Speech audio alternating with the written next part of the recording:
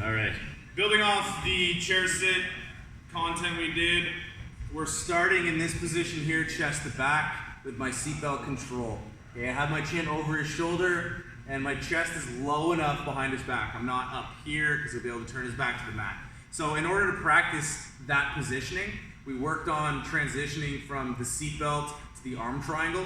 Okay, so as he turns his shoulder to the mat like this, if I'm in the right position, if I'm in the right position with my chest behind his back for the seatbelt, as he turns in, it should be really easy for me to rotate and move into an arm triangle position. So if you turn, one more angle, here. If I'm up too high and he turns in, I'm just gonna lose the position.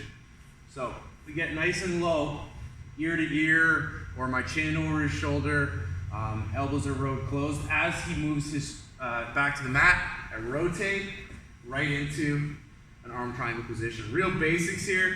My far elbow is on the mat, and I'm looking to turn his shoulder up into his neck. So I'm not bringing his arm across his neck, I'm rotating his shoulder into his neck, so like this, internal rotation.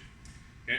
One other thing, when I'm going for the chair sit, if I'm having a problem in this position, trying to open him up and get my leg into that space, okay, so depending on the dimensions of you and your opponent, it might be challenging to open someone up and get my leg like all the way into that space without giving him room to move. So one alternative here is to get back up to my knees and sit him up.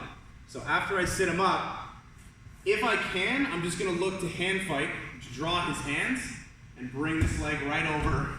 I end up with cross-body rotational control. I have a motorcycle grip and a hook on the opposite side.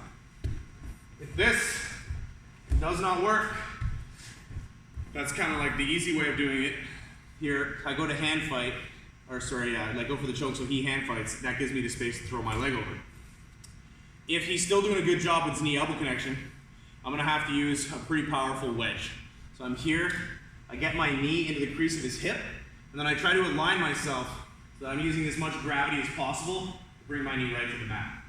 All this time I could be hand fighting as well. And I could be transitioning to a motorcycle grip, or I would be transitioning to a motorcycle grip. I change the angle to get my leg inside the sticks, and I change the angle again, and I end up on the back.